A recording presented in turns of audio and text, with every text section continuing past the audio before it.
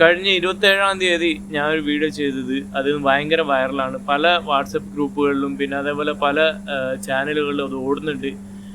ഞാൻ എന്താ പറഞ്ഞതെന്ന് വെച്ച് കഴിഞ്ഞാൽ, ഞാൻ ഐറിച്ചിൻ്റെ കൂടെയാണ്, ഐറിച്ചിനെ ഞാൻ സപ്പോർട്ട് ചെയ്യുന്നു, കാര്യങ്ങളൊക്കെയാണ് ഞാൻ പറഞ്ഞത്. എല്ലാം ഒരു തെറ്റിദ്ധാരണയിൽ സംഭവിച്ചാണ്. കാരണമൊന്നുമല്ല, ഞാൻ ഇതുവരെ വിചാരിച്ചത് ഐറിച്ചാണ് റൈറ്റ്, ഐറിച്ചാണ് കറക്റ്റ് എന്ന്. പക്ഷേങ്കിൽ ഐറിച്ചുള്ള ആൾക്കാർ ലീഡർമാരെന്നോ അല്ലെങ്കിൽ ഐറിച്ചെന്നോ അന്നൊരു ഗ്രൂപ്പ് മീറ്റിങ്ങും ഒക്കെ നടത്തുന്നുണ്ടെങ്കിലും ഒരു പ്രോആക്റ്റീവായിട്ട് വലിയൊരു സപ്പോർട്ടോ കാര്യങ്ങളൊന്നും എല്ലാവർക്കും ഒന്നും കിട്ടുന്നില്ല എന്നുള്ളൊരു തോന്നൽ എനിക്ക് ഉണ്ടായിട്ടുണ്ട്. പിന്നെ ഈ കമ്പനീൻ്റെ പോക്ക് ഏത് തരത്തിലാന്ന് നോക്കുന്നേരം ഇപ്പം ജസ്റ്റ് നോക്കിയിട്ട് 39 ലീഡർമാർക്കെതിരെയാണ് കേസുള്ളത്. പിന്നെ അടുത്ത കാര്യം എന്ന് വെച്ച് കഴിഞ്ഞാൽ, ജാർഖണ്ഡിൽ അവർ കമ്പനി തുടങ്ങുകയാണ്.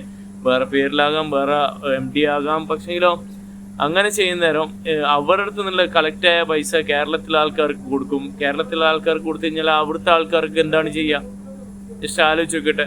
ഇനി അവരുടെ ഇത് ക്ലിയർ ആക്കണമെങ്കിൽ വേറെ ഏതെങ്കിലും കമ്പനി തുടങ്ങേണ്ടി വരും.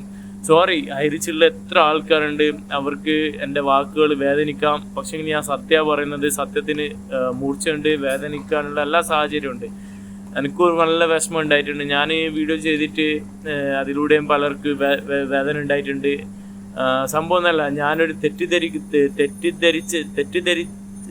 ആൾക്കാർ തെറ്റിദ്ധരിക്കപ്പെട്ട ആൾക്കാരെ ഞാൻ തെറ്റിദ്ധരിപ്പിച്ചു എന്നുള്ളൊരു ചിന്തയിലാണുള്ളത്. കാരണം ഒന്നുമില്ല, അത് ആക്ഷൻ എടുക്കുക എന്ന് വെച്ചാൽ പൈസ കിട്ടുന്നില്ല വഴി നോക്കുക, അല്ലെങ്കിൽ അതിനെന്തൊക്കെയാണ് പോസിബിലിറ്റീസ് അത് നോക്കിയിട്ട് മുന്നോട്ട് പോകാനുള്ള കാര്യങ്ങളാണ് ചെയ്യേണ്ടത്.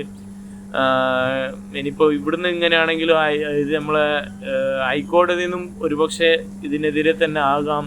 ഇൻ കേസ് പോസിറ്റീവ് ആയാൽ തന്നെ ഇത്ര കാലം ഇതെങ്ങനെയാണോ ഹോൾഡ് ആയത് അതിനെങ്ങനെയാണ് പൈസ കൊടുക്കാൻ പറ്റുക, കാര്യങ്ങളൊന്നും എനിക്കൊരു വ്യക്തതയില്ല. കാരണം എന്ന് വെച്ചാൽ ഞാൻ നിൽക്കുന്നത് വേറൊരു സംസ്ഥാനത്താണ്. അവിടെ ഇവർ ഒരു ഓൺലൈൻ സ്റ്റോറുകളോ അല്ലെങ്കിൽ സ്റ്റോറുകളോ അധികമൊന്നുമില്ല. 2 സ്റ്റോറുണ്ട്, അതും ദൂരെയാണ്.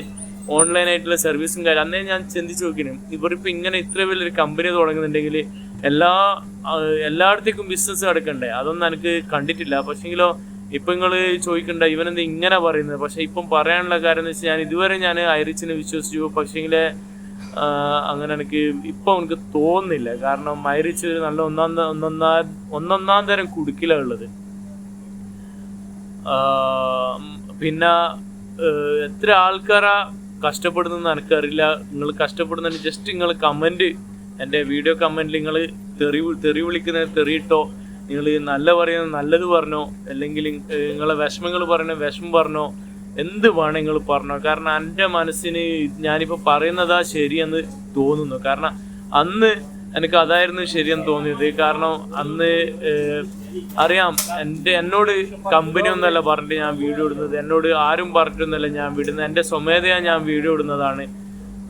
ഞാനും ഇതിൽ പൈസ ഇട്ടിട്ടുണ്ട്, എൻ്റെയും പൈസ അതിലുണ്ട്, എൻ്റെ റിലേറ്റീവ്സിൻ്റെ പൈസ ഉണ്ട്, എൻ്റെ അറിയുന്ന ആൾക്കാരുടെ പൈസ ഉണ്ട്, പിന്നെ അതേപോലെ തന്നെ എൻ്റെ ഒരു സുഹൃത്തിൻ്റെ പൈസ ഉണ്ട്.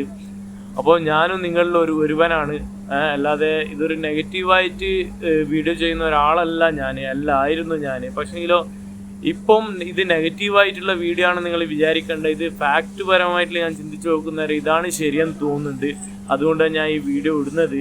കഴിയുന്നതും നിങ്ങൾ എങ്ങനെയെങ്കിലും പൈസ വാങ്ങാൻ പറ്റുമെന്നുണ്ടെങ്കിൽ വാങ്ങുക. അവർ കമ്പനി തരുന്നുണ്ടെങ്കിൽ കമ്പനി എടുത്ത് വാങ്ങുക, അല്ലെങ്കിൽ നിയമപരമായിട്ട് എങ്ങനെയാണ് പോകേണ്ടത് അതേപോലെ വാങ്ങുക. എന്നാലും നിങ്ങൾക്ക് കിട്ടും. പിന്നെ എല്ലാവർക്കും കിട്ടുമെന്ന് നമുക്ക് 100% പറയണമെന്ന് പറ്റത്തില്ല. അതിൻ്റെ എങ്ങനെയാ റൂട്ട് കാര്യങ്ങളും നമുക്ക് അറിയില്ല, അത്ര ക്ലാരിറ്റി ഇല്ല. അപ്പോൾ ഞാൻ എന്താ പറയുക,